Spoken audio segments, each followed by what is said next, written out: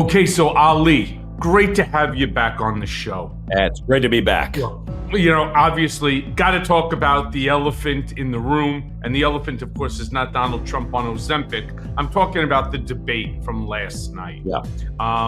First, I'd like to get your overall opinion on this debate.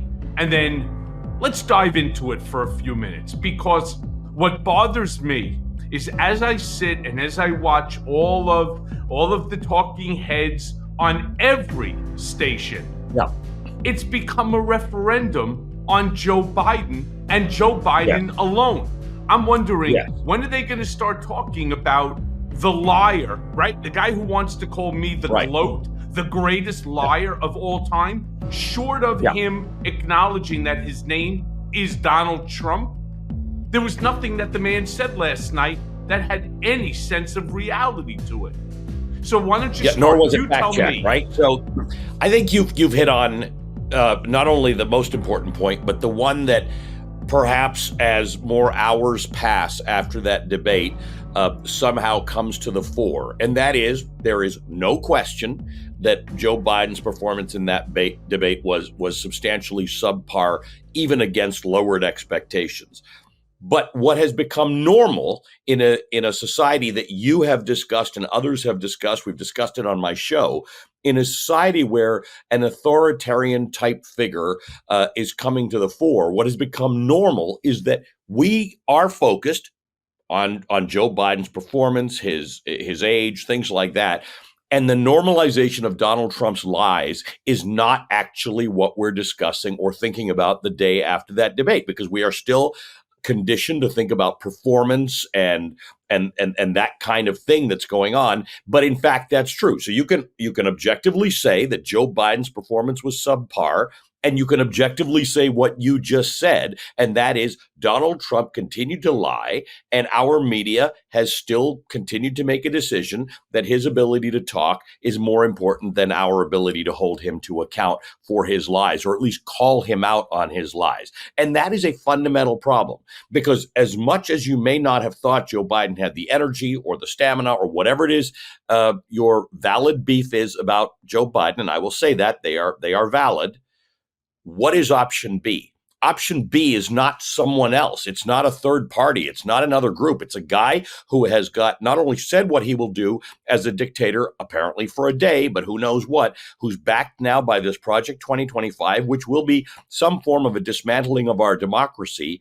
And that's your option B. And option B looked like last night it could have come closer to becoming option A. So we've all lived in some degree of fear that Donald Trump will actually win this election and become president. It is June, so it's not clear how this all pans out. It is clear that Democrats in particular, or those worried about Donald Trump winning, are in a bad state today, universally. I have not met anybody who is not substantially more worried about the outcome of this election this morning than they were last night.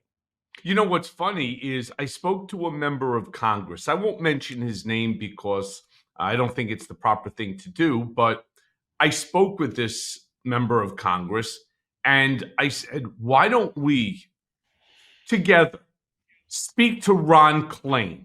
Why don't we together speak to Bob Bauer? Now, to my listeners who don't know, Ron Klain is involved in the Trump campaign. He was the one that was prepping Joe Biden for this debate. And Bob Bauer was the one who was sitting in as the Donald Trump figure in the mock debates. And I said, why don't we offer our services? Because as brilliant as Bob Bauer is, and I knew who Bob Bauer was because, in fact, when I asked Trump to be early on personal attorney to the president, I was patterning what I wanted to do after Bob Bauer, who has been, just a beacon in Democratic politics for a long time. So this is not necessarily a slight against him. It's more a slight against the entire campaign, starting with Ron Klain, who also is a beacon. However, they are so myopic in the way they're trying to protect Joe Biden that they are failing the entire Democratic Party. And what was the point of me saying this to them? The point was, well, first and foremost, as great as Bob Bauer is, He doesn't know Donald Trump the way that I do. In Mhm. fact, nobody does. And what I wanted to see from Joe Biden, first and foremost, was more energy. All right. Mhm. I wanted to see him open his mouth when he speaks. It was very difficult to understand him, though substantively, he was spot on. Everything that Sure. Joe Biden Sure. said was accurate. But I wanted to see him come out of the gate smashing Trump with the things that are so obvious there, right there in front of your nose. Start with the felony convictions, move on to the rape accusation, or to, I shouldn't even call it accusation anymore, the conviction, right? Then move on to, a half a dozen other things that we're going to talk about during the course of this show. And then just keep beating him on him and beating Right. him on it and beating him on. And we didn't get to that until like minute 45 when Biden finally came out and started talking about, whoa. You were just charged. You're a felon, right? 34 counts and so on. No. And it was already too late because I think, like everybody else, we were waiting for that. Right. Especially the very first question asked to Trump. And he lies. Let's just break down. Let's break down Yeah. some of Trump's lies because you're spot on this, Ali. First and foremost, assuming that Joe Biden does not step away. And by the way, Mhm. I would not be upset if he did and they brought in the right candidate. I wouldn't be. I don't think he'll do it. I think there's too much ego in all of politics. But what he didn't do, let's just talk about, for example, some of the lies of Trump. Trump Right. said, and Which I'm which going is to what quote, we actually have to be doing. This is what right, everybody has to remind themselves today. You may not have liked Joe Biden's performance. I get it. But this is the president of the United States, the most powerful person in the world. And your options at the moment, they may change, but the options at the moment are A or B. Let's talk right. about B. Okay. So Trump said, and I quote, they talk about, and I'm referring to January 6th. We all Yep. saw it. We all watched it. And this referendum on Biden alone, without holding Trump's feet to the fire, is dangerous for our democracy. So Trump says they talk about a relatively small number of people that went to the Capitol, and in many cases were ushered in by the police. Now, I think we all know that that is abso-fucking-lutely false. The Right. attack on We've the heard Capitol, sworn testimony from those very police who were beaten, who were injured, some of whom subsequently died, taking their own lives. That's just BS. yeah, and worse than that, worse is the fact that he's lying to the American people, to each and every person watching the debate, whether you were pro-Biden or pro-Trump that night. Each and every one of us saw with our own eyes video, photographs. All right, we have testimony of others all saying that the people who were there, and there were many, many thousands of them, descended on the Capitol, what became a brutal, ugly scene of hand-to-hand combat with Yep. police. Yes. Why In didn't Joe pursuit of an Biden call that out? insurrection, to be clear. Yes. Yeah. Yes. I am mystified. I wanted something else. I, like everybody else, did have lowered expectation. And by the way, for those of us who have seen or covered Joe Biden for years, the expectation of him being a knockout punch, amazing debater should never have been there. He was never that guy. He was often prone to flubs and misspeaks. That's not his, it's never been his role, but we didn't see that. Donald Trump is, as you have pointed out, he has become a very easy target. He has become a very easy target. There's so much to point out to people who are prepared to vote for him because they want deregulation and lower taxes or whatever it is they want.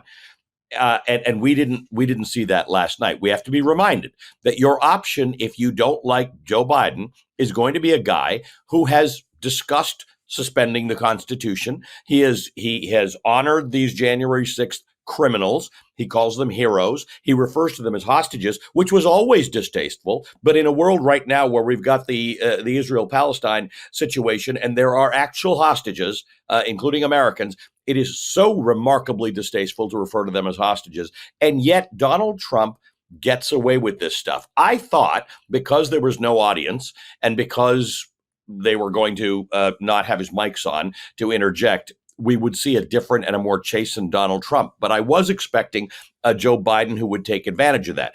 At this point, the work becomes ours, those of us in the media, to double down on the accountability part of this, right? The role of journalists is twofold. You bear witness. You see things that your viewers cannot see, or your listeners or your readers cannot see, and then you hold power to account. The January 6th, the one thing is we all saw it. We as journalists don't have to bear witness. We all saw what happened. We all heard the testimony. You can read the testimony. You can read the indictments. That's all there. What do you do now to hold power to account? We were hoping that's what Joe Biden would do last night. Didn't happen. Now, here's the good news, Michael. Here's the good news. It's June. Usually these debates do not happen until after the nominations. There is still time for this to change. There is still time for global events and domestic events to change this. I'm not entirely sure we should be having a second debate. Joe Biden has already come out and said he will not consider stepping down, which I think is the thing you have to say, right, on the morning after. I don't know whether that's the final decision or not. But in the meantime, while the Democratic Party figures out and Joe Biden figure out what it is they're going to do, I'm not sure is the best option what you're suggesting, where a bunch of smart people who understand Donald Trump and understand how to do this get together and strategize the right thing.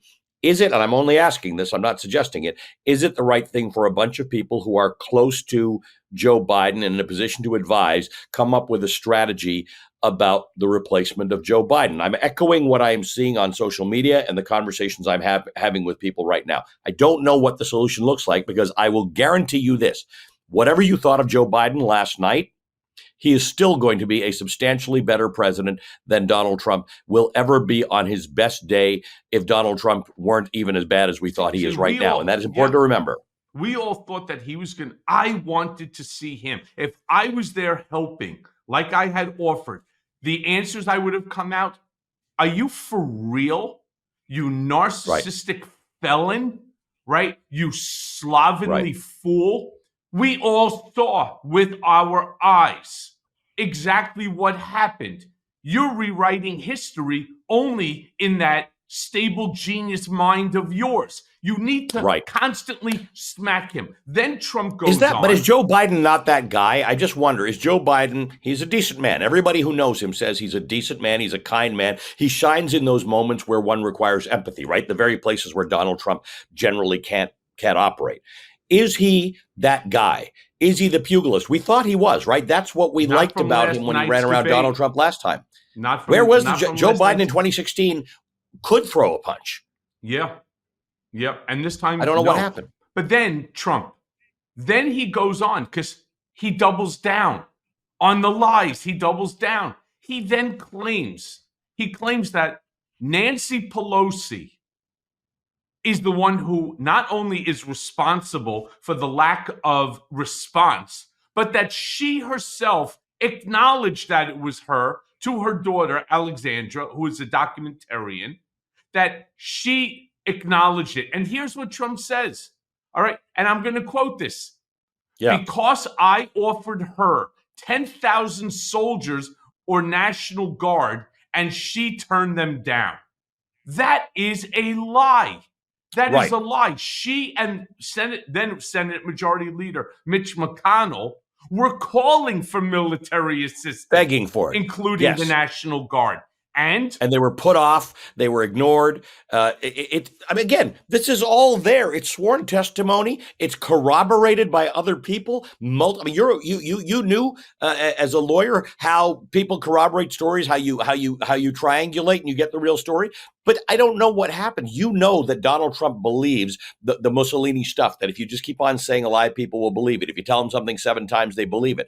And Donald Trump did that last night. That's no surprise, right? What Donald Trump did should surprise absolutely no one. The question we all have is who is equipped to respond to that properly? Now, if you'll remember, in 2012, Obama had a very, very bad debate. Expectations were not great, and he had a very bad debate from which he he returned. He came back. He was low energy, if you recall. There were a whole bunch of things going on. Yep. I'm trying to figure out strategically, based on what you're saying, that there can be a better debate. There can be a better prepared Joe Biden. Can that actually happen? Should there be a second debate? Should there be a real, frank conversation about whether Joe Biden continues on as the presidential candidate? I think there are lots of really good arguments to make about why Joe Biden's actually a good president. I think there's a real discussion to be had about whether he's capable of doing this job. But absolutely ahead of all of that, the real discussion is this is not a referendum on Joe Biden. Right. This is not a referendum on Joe Biden. This is the danger of Donald Trump once again becoming the most powerful man in the world. And one of the things you've pointed out in your books and on your podcast is if Donald Trump does once again become the most powerful man in the world, it will not be the clown car that it was from 2016 to 2020. It will be something substantially more sophisticated in which he has outlined that he will seek retribution, his words, which is very much like Mussolini's avenger. I will be your avenger. Donald Trump will be your retribution, and he will purge this country. That's what you're getting instead of a guy who you don't think is a pugilist and fights enough. It's a very confusing day, Michael. This is a very difficult day for a lot of people. It sure is. Then, a lot of people say, yeah, but, Donald Trump was better for us on taxes and regulations. That's true, including what he said last night is a lie. Right? I mean, again, correct. My God. Your deficit's higher. Right. So he turns around and Donald says, and again, I'm going to quote, because I want to be accurate. He wants, meaning Trump said about Biden. Biden wants to raise your taxes by 4 times. He makes shit up. There was no preparation of Donald Trump for this debate. Correct. He was like, I got this. I got this. Don't worry. And we all thought that Biden, who was preparing at Camp David, was going to be able to immediately start whacking off, responses here. Point, counterpoint. That's exactly. One after another, right? It is not accurate. Trump constantly says that at his various rallies. So it's but not that's like his preparation, right? That's what we knew. Biden was at Camp David with documents and lawyers and strategists, which is how you think things go. But you're fighting a different fight, right? They brought a knife to a gunfight. Donald Trump's prep are those rallies he has every week where he does one of two things. He either says yet more inflammatory stuff about immigrants who he calls vermin, or insulting stuff that fires people up, or he lies.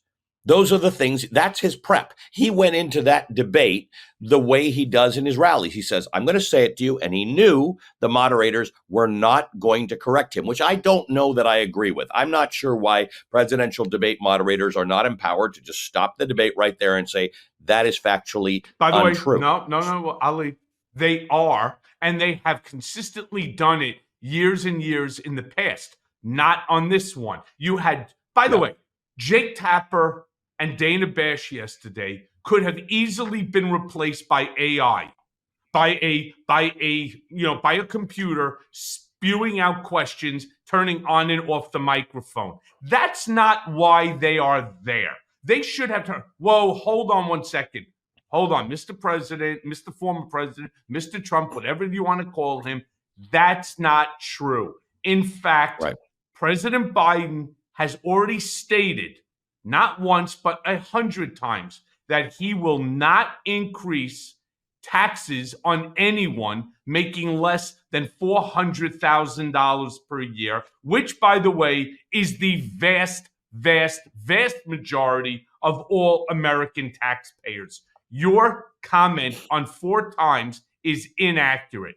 That being said, would you care to change your response? That's what they should have said if, in fact, that they were actually moderating the debate, not reading questions. Nobody needs Jake Tapper. Nobody needs Dana Bash to read a question. In fact, if that's the way it would be, you don't even need AI. Just put the fucking questions up on the Chiron and let the American people read it for themselves and ask the question. This is absolutely stupid. I'm nominating you. I'm nominating you for moderator because that's part of the job, right? So the difficulty here, now look, if these were debates, like old school Oxford debates, it would be on the other person, in this case, Joe Biden, to challenge those things. And you know that he was prepped for it. You know that he knows, generally speaking, every lie that Donald Trump is going to tell, because Donald Trump, he uses the age-old thing of repeating lies. He doesn't come up with a ton of original material. Every few weeks, he introduces a new thing. But generally speaking, the lies are fairly consistent.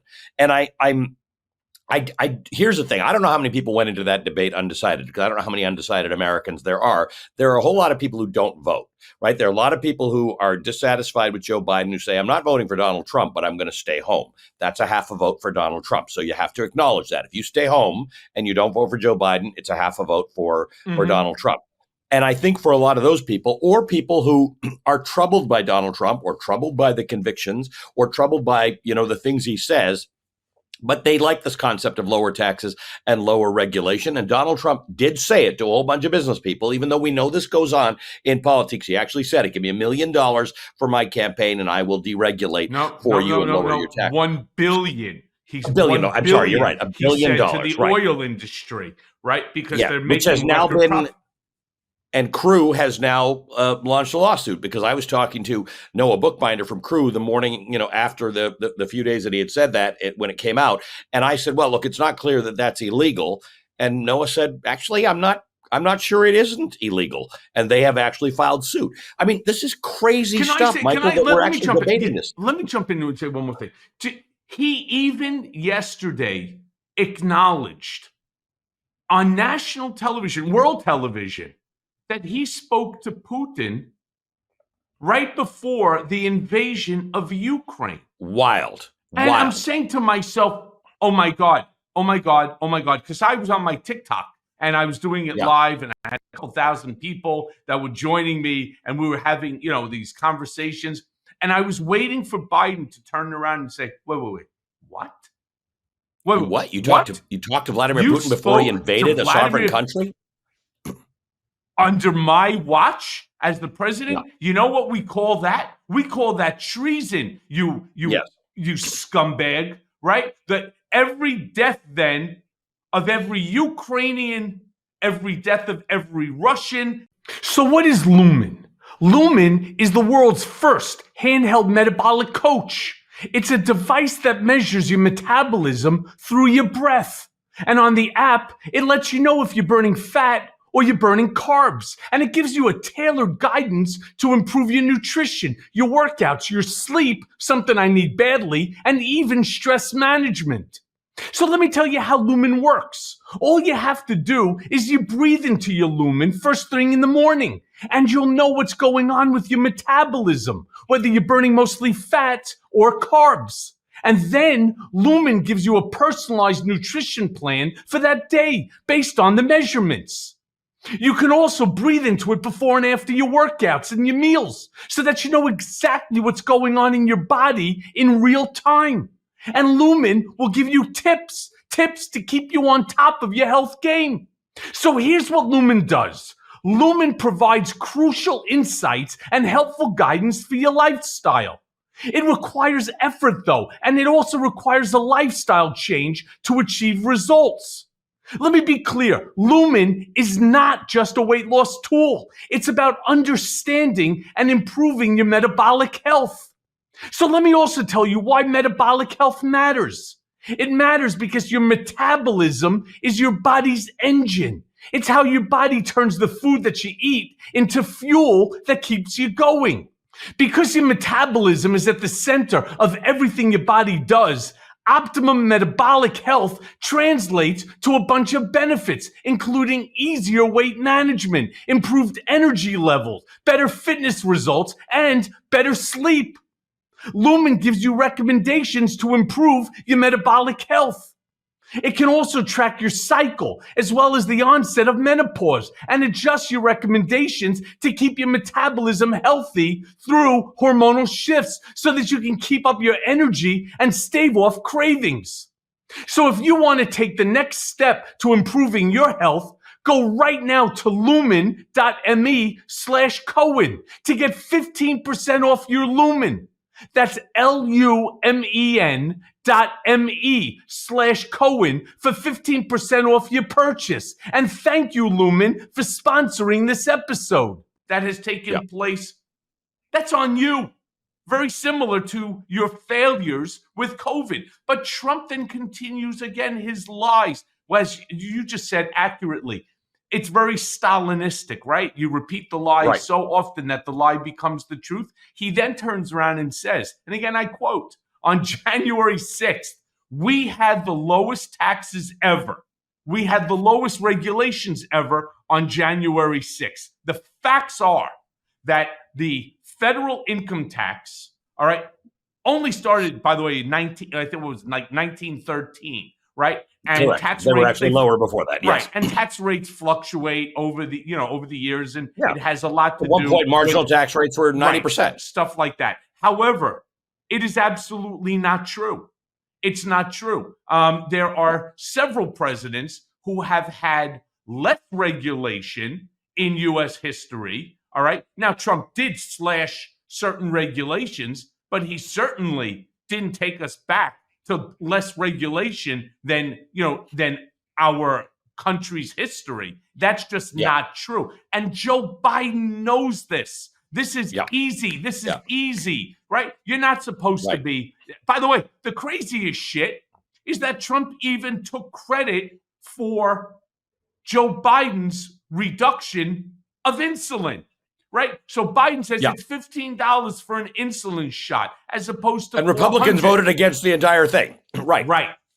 Meanwhile, somehow or another, Trump is taking credit and saying that this only happened as a direct result of his administration, including the fact that he believes that his administration, this is the funny part, and this is where I wanted Biden to come out punching. He turns around and he says that this economy right now, the success of this economy is only a result of the leftover of his administration and his economic policies. Wait. Assuming if I was Biden and I was up there, I say, well, let me ask you this there, stable genius.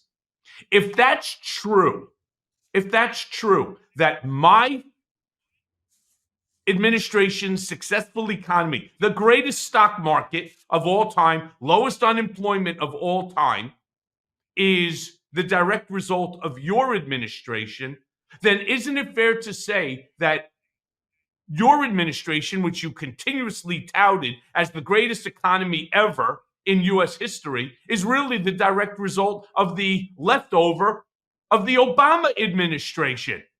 Right? Or does the world start and stop with you? Now, we know that you're a narcissistic sociopath.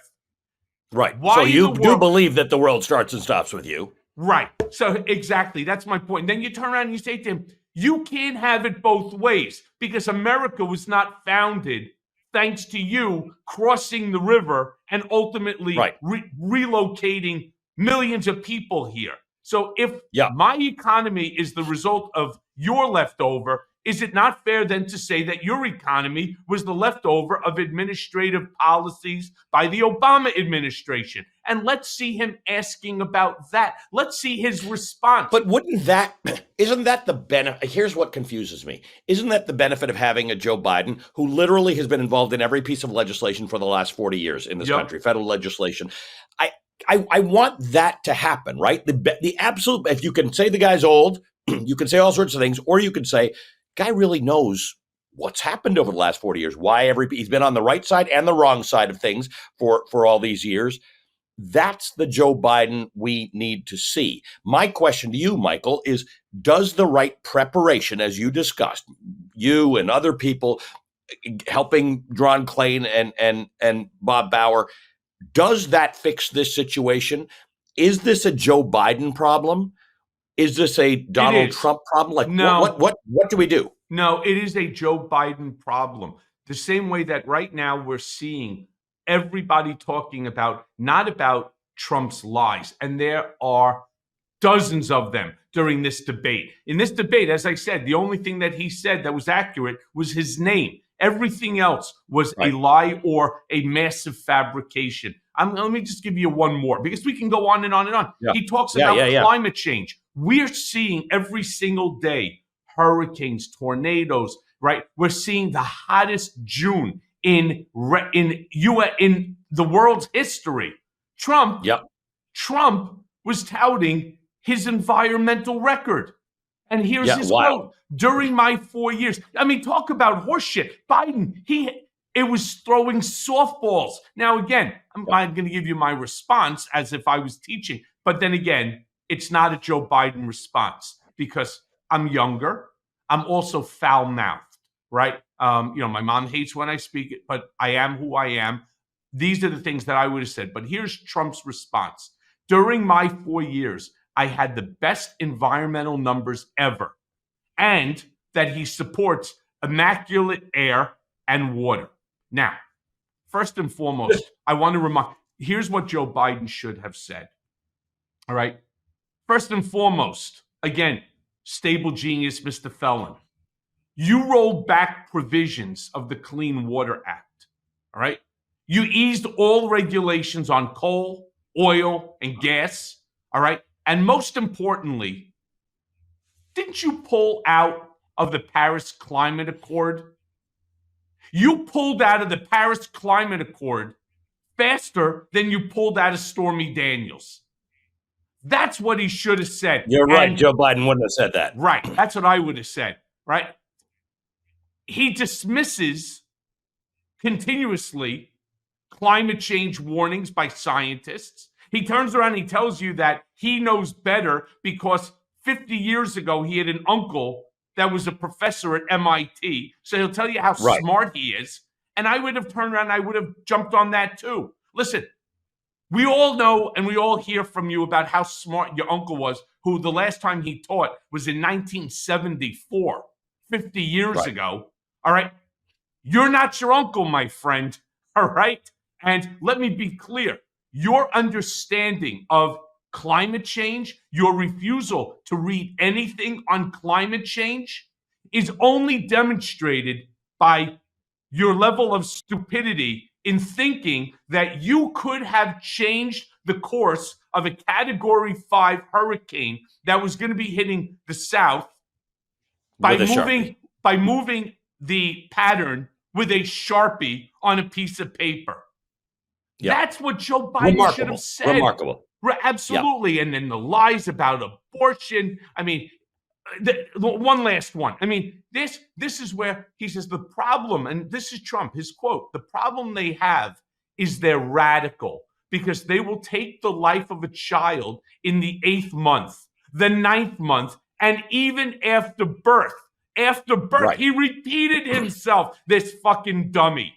Do you know what taking the life of a child after birth is? It's called murder. Murder. It's called murder. You don't need abortion laws for that. That's actually murder. Abortion law. And that's what Joe Biden should have said. What the hell are you talking about? After birth. Right. So in other words, the child is born, and then for whatever the reason is, I don't want the child now. So what do? You strangle it? You drown it? Right? What do you do? Murder. Well, that's called murder, you dope. And that's what he should have called him. No state has passed a law that allows the killing of a baby after birth. That is murder. That is not abortion. That's not late-term abortions. It is not. You, sir, are an idiot. That's what he should have said. In fact, any woman, this is what I would have said. In fact, any woman, Republican, Democrat, Independent, black, white, brown, Jewish, Hindu, Muslim, Christian, that votes for you is voting for stupidity. That's what I would have said, and voting against their own self-interests. Yeah. And yet, that's not what happened. And that becomes the issue. What happens next? Again, if I'm looking for silver linings here, it's June. I don't know what should happen next, but we have less than a month to figure this out, really, right? Because the main question today that's floating around is, what do you do with Joe Biden? What does Joe Biden do with Joe Biden? Right. Do you think there are real conversations going on about should Joe Biden be reconsidering his future? Do you think there are real conversations about is there going to be a second debate? Or do you think there are real conversations about if there's a second debate? And I think this conversation you're having is very important. Then it has to go the way you're describing it goes, right? Never mind the points you thought you had to make. Donald Trump delivers opportunities every time he lies, especially if you know what the truth is, right? As you said, he says these things, and it is an opportunity to not only underscore the fact that he's lying or he's stupid or both. And I don't know what the truth is. You know him better than I do. I don't know that he's stupid. I think the fact is he knows this works. He knows he can say it, and the moderators will not hold him to account. And for whatever reason, his opponent, who has a lot of history in terms of understanding legislation, would not hold him to account last night. And that's what the complaint is, right? What people wanted to see was remarkable, energetic, accurate, passionate pushback from Joe Biden. They wanted to see some energy. That's what we all wanted to see, Yeah. right? That, that he's energetic and that he's up for the next 4 years. And that's right. He didn't lie. He doesn't lie. No. He's got people have to remember, your president is not your buddy. They don't share all your views about everything. But at this point, as you and I have discussed, the fundamental issue here is not who you like better or who might even be better for your taxes or your regulation. Right. It is who is going to preserve democracy. This experiment that we have been struggling with for 250 years, who of these two will preserve that? One will preserve it and one will dismantle it. End of Correct. Right. The debate is not about who you like better. By the way, that should have been Biden's closing arguments. But let me ask you this, because right now there are elections going on all over the world. And for whatever the reason might be, and maybe it's just some genetic fuck up in human beings, but it seems to me like authoritarianism is picking up steam. In all 100%. of these, I don't understand. What do you think accounts for this return of fascism worldwide? I just don't get it. Well, I think about this a lot, and I do think it's this. And it is, look, you and I have talked about this before. I'm an economics guy, so I see all things sort of through that lens. And what I see is until the last couple of years in the United States, across the world, we've had 50 plus years of this argument that there should be freer trade, right? And the promise of free trade was that corporate profitability would go up, stock prices would go up, your wages would go up. Corporate profitability did go up. GDP is stronger everywhere because of trade. Stock prices have gone up. But for the average person, the median wage earner, things have gone like this for them for 50 years. They've sort of ticked up in the last couple of years. If you're in the top 20% of the world economy, it's gone like this. If you're in the top 5%, it's gone like this. And if you're in the top 1%, it's gone like this. So everybody's mad about the fact that work goes to the places that have the lowest labor and my life sucks. And they have a right to be mad. And you should be mad about the governments that took all these wins and didn't distribute them fairly. But instead, these authoritarians have found someone to blame. In India, they blame the Muslims. In Hungary, they blame the immigrants. In Russia, they blame the Ukrainians. In America, we blame the Democrats, the socialists, the communists, the gays, the trans people, and the women, right? People like the easy way out. They're not to blame themselves for their misfortune, but they are to think about it critically and say, why am I not feeling what I should be? I've done my part of the deal. My part of the deal is you go to school, you graduate from high school, maybe you can go to college, and things should be better. And yet people are in worse situations than their parents were, which is the first time in American history that's been the case. And they are depressed. Same thing in UK. That's what led to Brexit. And so people are frustrated and they just keep throwing the bums out as opposed to having good critical conversations, because we don't lead them there, about why society is not behaving fairly. So you take economic injustice, you pile onto that social injustice, and people read everything as targeting them. Donald Trump has tapped into that vein. He didn't invent it, as we know. He didn't even invent the ways in which he taps into it. He has, as you said, he doesn't read much, but he seems to know how authoritarians work, and it is working all around the world. Now, there are some examples where India didn't go as badly wrong in its last election as it could have gone. But Joe Biden likes to say democracy is getting stronger and authoritarians are being weakened. It's just not true. No, it's not true. But if the dominoes fall in America, It is so different, Michael, than if the dominoes fall in India or Hungary or Turkey, or I don't want it to fall anywhere. But if they fall here, this is it. You've heard me say this not only on this program, but on your show, the Velshi show. Yeah. I've said this 100 times before, and it stands true then, and it stands true now. If you have a strong America, you have a strong world. If you have a weak America, you have a weak world. And that's why 100%. This election is not just the most important election of our lifetime. It is the most important election of the world's lifetime, because what they're going to do is out of control. I want to jump onto something that you spoke about, this Project 2025, because you've written and you speak a lot about this thing. This is, so my listeners know, Project 2025 is Trump's blueprint, all right, for changing the way we live and the way that we have become accustomed to live.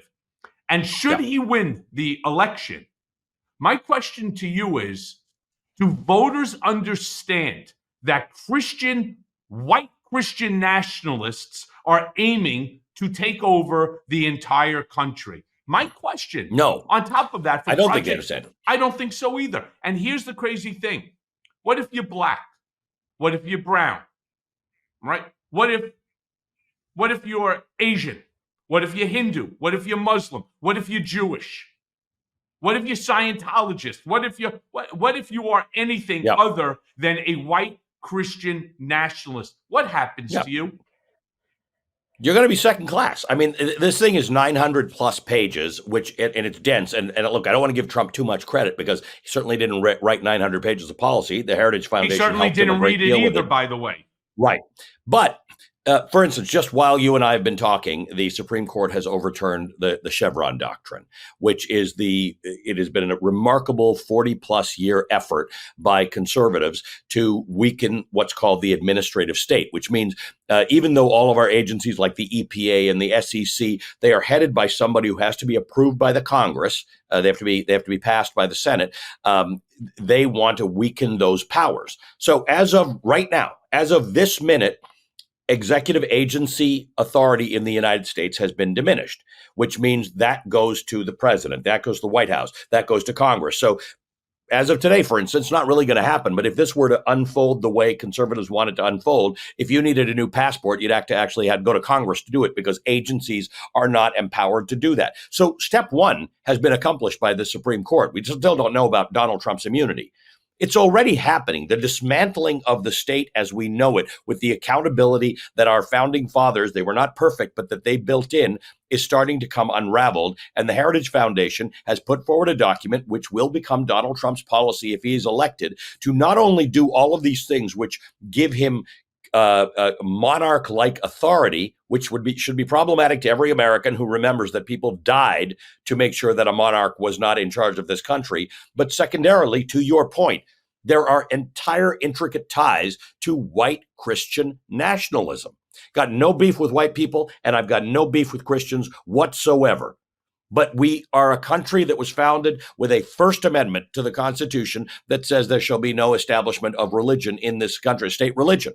And this Project 2025 flies in the face of that. So everything you believed America was, even if you do not believe that America lived up to its promise, and it certainly didn't during slavery, and it certainly didn't when women didn't have the vote, and it certainly didn't until there was a Civil Rights Act.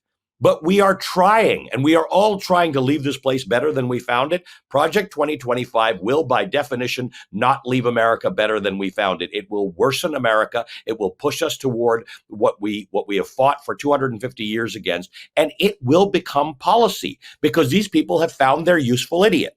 Right? The right wing has found their useful idiot. Donald Trump wouldn't think long enough to write a half a page policy on anything. So they've given him 900 pages, and they have said, and it won't be like last time, where they'll try and find a Secretary of State or a Secretary of the Treasury, somebody who comes with some experience, as you have described. How will all of these positions be filled under Trump administration 2.0? Yep. Loyalists. Yep. Yeah. And those that sign that loyalty pledge to him, and we're already seeing it too, because, I mean, what do you make, for example, of Louisiana adopting the 10 Commandments now must be hung in every classroom? I mean, what does that do to the students that I just referenced who aren't Right. practicing It Christians? makes it very clear. You either don't belong or you are second class, right? The thing that we have fought, again, it took us a long time. We had an entire civil war. We then had a fight for women to be able to vote. And then we had a fight for black people to get equal rights. Now we're fighting, and we have been fighting, and we've had some successes with LGBTQ people. We still don't pay women equally. Black people don't earn the same thing. We have maternal mortality rates in some parts of this country that are higher than they are in Rwanda and Kenya, where I was born, right? We're not there yet, Michael. We're not there. We are not in a position to start telling people that by virtue of the color of their skin, their faith, where they were born, their socioeconomic status, that they are actually under the law in Louisiana, second-class citizens. So if you don't sign up, and look, I got no beef with the 10 Commandments. They're quite nice. By the way, wouldn't it be great if Donald Trump if we had a president who had read them? He was carrying on the other day. Don't you like, which is your favorite of the commandments? What are you talking about, you nut? There's no such thing as the favorite. They're all the 10. They're the 10 commandments. Yes, they come together. And so this is the problem that Donald Trump, who doesn't follow any of this stuff himself, now thinks it's appropriate to impose this on other people. I don't know, Michael. There's no way that this should be able to stand in America, right? He's not thinking about the 10 Commandments and this Louisiana rule and imposing it on anybody and blah, blah, blah. He's not.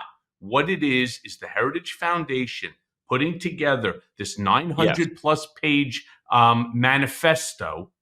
They did his work because Donald Trump inherently is a lazy motherfucker who doesn't want to do anything. The judges that were appointed to the Supreme Court, the judges that were appointed to the federal courts all over America are not people that Donald Trump vetted or knew or anything. It was, let's start with number one, go to number two, number three, and we're just going to mark him off as if he actually accomplished something by his own actions, through his own and volition. Yet he says he did, and people will vote for him because of that. People who know that he does not share their values, religious Christians, who know that he does not share their values, will give him credit for it. And then they go one further, Michael, which is a phenomenon. I'm in Canada right now, so I've been talking to Canadian audiences who say, why don't people just get this about Donald Trump?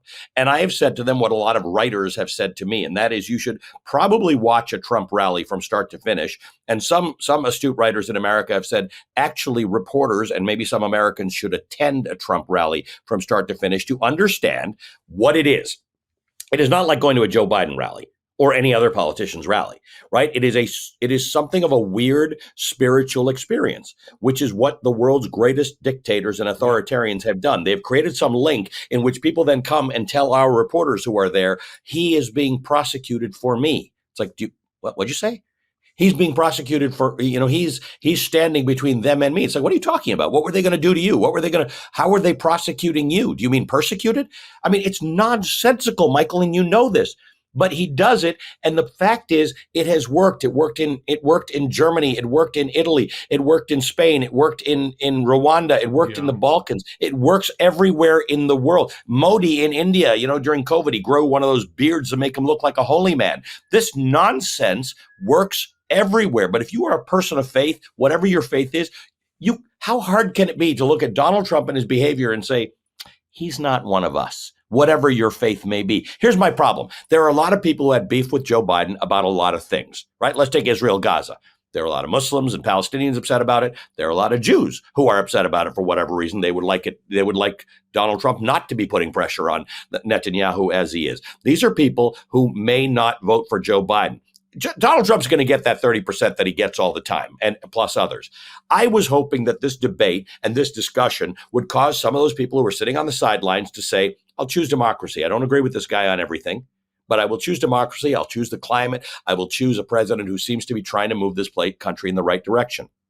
And last night gave them a reason to say, see, I told you so. Mm-hmm. And this is what worries me a great deal. I don't know whether Donald Trump earned more votes last night or Joe Biden lost more votes, but in the end, it's all math and it's all the same thing. So something has to happen here because our future, Michael, and I've got a Canadian passport and you've got ties to Canada. Our future as Americans is at risk. Some people think that you exaggerate when you talk about the degree of that risk, except Kash Patel said on television what you said. He'll go after journalists. He'll go after critics. He'll go after judges. He'll go after prosecutors. He'll go after jurors. He'll go after witnesses. And who else? And he's going to go after the Elon Musks, the Bezos, all these fucking dopes, the Zuckerbergs and the Gates and anyone with the big. Why? Because you could take the money, 100% of it from 10 people, and that now you have $1 trillion. Because all Donald Putin his friend Putin, who he calls all the time, can tell him exactly how that goes, right? You have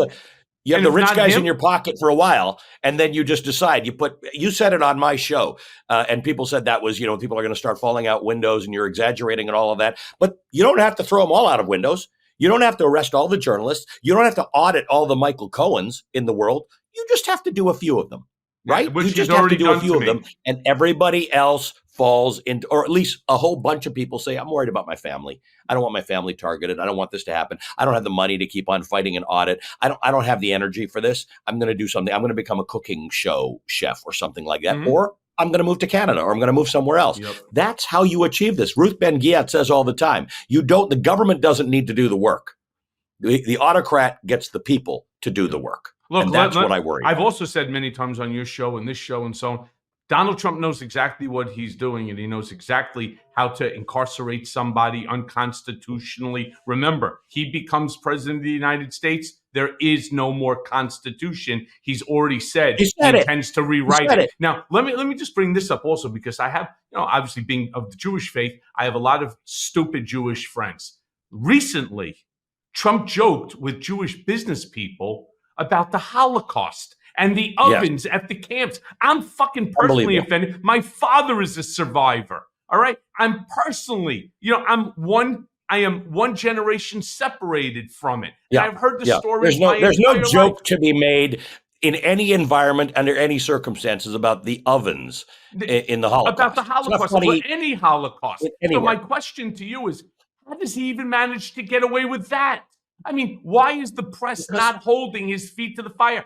I know about it because I read everything all the time on this. But there's so many, like some of my Jewish friends, they have no idea. Oh, he didn't really say that. Fuck, he didn't. Now you pick your phone up, fucking go to Google and fucking type it in. Donald Trump jokes to Jewish business people, Holocaust ovens. Right. Yep. And look, I had Barbara Rez on my show last week who said she was there when he said it. I mean, it's unbelievable. But yeah, this stuff just sort of falls by the wayside. It's like there's real stuff out there. There's real anti-Semitism in the world. There's real stuff that we actually have to fight. We've got a bad situation in the Middle East right now that requires a very steady hand to try and get us out of it. And you got a president who's making jokes about the Holocaust, a former president making jokes about the Holocaust. It's outrageous, Michael, but it's everything. Everybody, I mean, Donald Trump can offend everybody all the way down the line, and yet he gets cut slack. And here's my problem with the debate last night. I'm not asking for everybody to be overly generous, but whatever you think of Biden, he's not a mean man. He's not a racist. He's a kind man. He's a smart man. He's not a liar. He's not accused of sexual assault. He's not accused of fraud. He's not been found guilty of that. I mean, I'm out of fingers of all the things that Joe Biden is not, that Donald Trump is, that should be independently and each one on its own disqualifying to be a city councilor in America, let alone the president of the United States. Why does he get these free passes all the time? You would not give these passes to your brother, your friend. A friend of mine that I was showing this to, I turned around and I said, and yet you're a supporter. You're a supporter of somebody that actually makes fun of the Holocaust, the ovens at the camp, and so on. I'm sure you have family. Yeah, I have family. I'm like, really? And you support somebody that makes a joke about that? Good for you. Oh, well, he's good for Israel. Oh, God, if I hear that one more time, I'm going to throw up on someone. I also want to ask you this, because it's not just Trump who's guilty of this shit, all right? During the Trump Manhattan, the hush money trial, the one that I was the star witness of, there were a ton of Republican lawmakers who came to court to support him. The Red Tie Brigade. Yep, and act as his surrogates with the press, because he was gagged by Judge Juan Merchan, could not talk about me. And so he brings people in, including the guy who's number 2 in line to the throne, Amazing. MAGA Mike Johnson. So my Yeah. question to you is, how did the party of alleged law and order become the party of Trump's lawlessness? So crazy. I mean, if I were Mike Johnson, who's managed to keep his job as Speaker for a while, Only because the Democrats. Correct, but has at least had the ability to have a relationship with the Democrats to say, let's try and keep this train on the tracks. Why would you do that? I understand, and I know you've got an answer for it, but Mike Johnson does not have to debase himself like that. He doesn't have to do the red tie. He doesn't have to go to a court about a case he's got nothing to do with, no involvement in whatsoever. If I were a Republican, I would say, look, it's probably in my best interest to support the guy who's going to be maybe the president of the United States and work with him and not anger him. But I don't know that I need to debase myself. Right. They are debasing themselves by doing this. It's not fun. It's not funny. They're all, do they think nobody sees through the idea that a few of these guys want to be vice presidential candidates and everybody wants favor? What happened to being a politician of power? You're the Speaker of the United States House of Representatives. That is a powerful position, second in line for the presidency. What? You have power. Why give it up to this guy? You've got more power. Why don't you show people what Republicans actually are? The Republicans you and I knew growing up, people of conscience, people who had strong, morally held beliefs that were held in good faith. They were not gaslighters. I am so puzzled by all of this. Why people give up their soul for any politician, for any of them. I wouldn't do it for Joe Biden. I certainly wouldn't do it for Donald Trump. Just be you. If you're Mike Johnson, you've got a hard job to do to keep your Republican bag of cats in order in Congress. Why do this? But I don't know. You understand this better than I do. And if you're going to do it, I can totally understand if you were doing it for a man who had some remarkable ability to engender personal loyalty because they are a leader of men. That's not Donald Trump. No. Why does anybody do this for Donald Trump?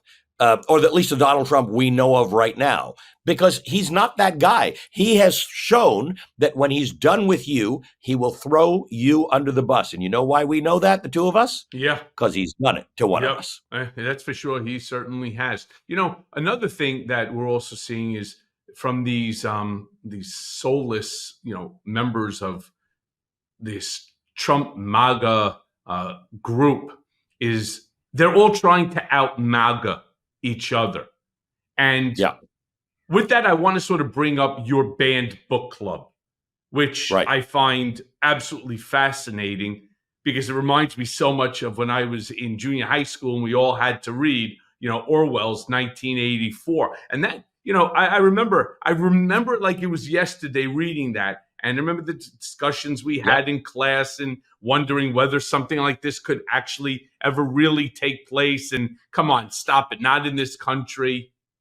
Absolutely. My question to you, because you have this incredible banned book club, and I have a nephew, as you know, because you're actually speaking who's with him, doing this in high school, in high school because, as an entire project, because he's fascinated by it as well. What should my listeners be reading right now and why? Because I don't think, I'm going to tell you this, one last thing, Ali. I don't think people realize just how important banning books as an ideology is to our democracy. So again, what should they be reading? There's no society in the world that ever improved for the banning of books.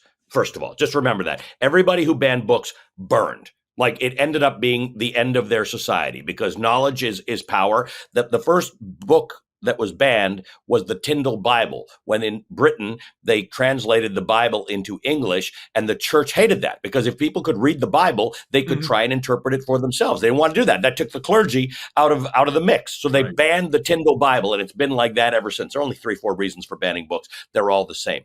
But here's the thing. In 1984, the book 1984, as we approached 1984, became very popular, right? It had been out for 40 years, but people were wondering, is this going to happen? And of course, a lot of it hadn't happened. But that's when Margaret Atwood wrote The Handmaid's Tale. It was about 1984. It was about the dystopian society we can have. And people mocked her.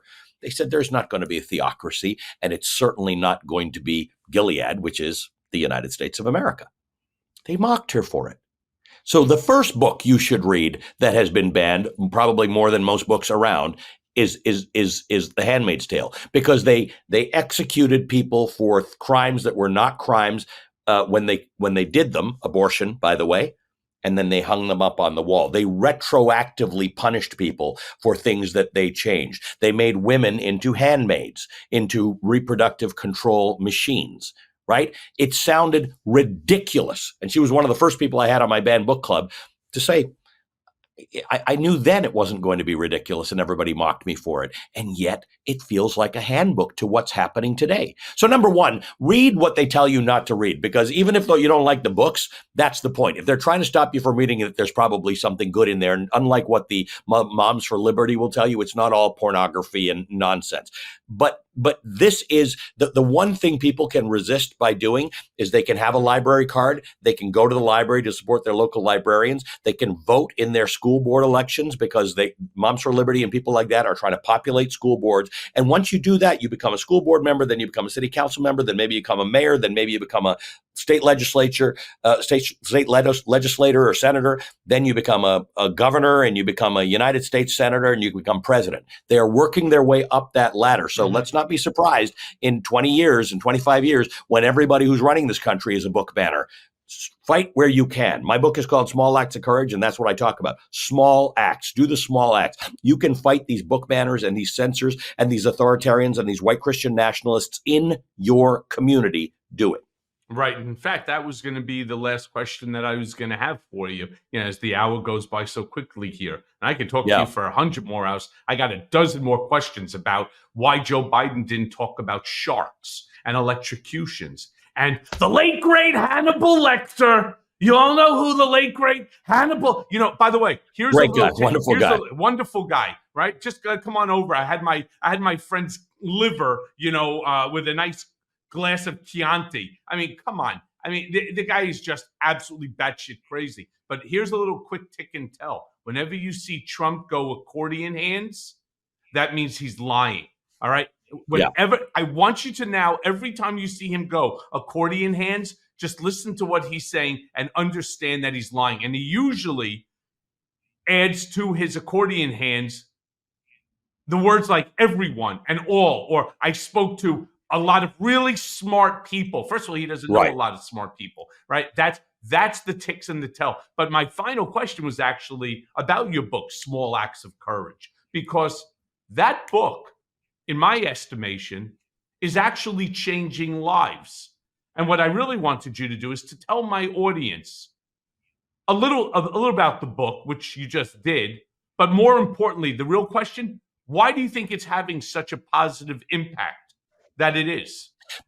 Because it's what I take from my viewers. What can I do? I feel such despair. I feel despair about the climate. I feel despair about Russia, Ukraine. I feel despair about Israel, Gaza. I feel despair about the decline in democracy. And my argument is one that is very similar to one you always make. We have agency. We have the ability. We have the vote. We have the ability to be critical thinkers and make better decisions.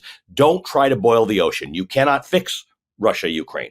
You cannot fix Israel, Gaza, and you cannot fix the climate on its own. But what do you people who want to fix the climate do? They make personal choices, right? They get an electric car. They do certain things. Think about your life that way. What are the little things you can do as it relates to the global political situation, the global climate situation? Do little things, small acts. The courage means, and you know this, the courage means sometimes doing the right thing costs you something. Yep. Might cost you your reputation, might cost you some friends, might even cost you some money. But it takes that to do it. But if you do that, if you follow the recipe in that book, which is really my family's story, you can make change. Don't give up. As despondent as people are today about everything that's going on, including that debate last night, including what the Supreme Court is doing today, including what they will do as it relates to Donald Trump's immunity, don't give up.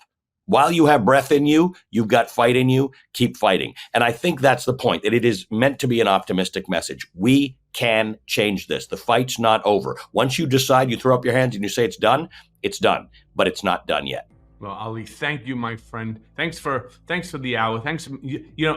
This hour with you, certainly, unlike the debate last night for an hour and a half, I think made all my listeners much, much smarter and much, much more informed than what we already are. So I thank you for that, and look forward to seeing you very soon on your show, The Ali Velshi Show. No doubt, my friend. I'll see you soon, my Thank you, brother. sir. Thank you. All right.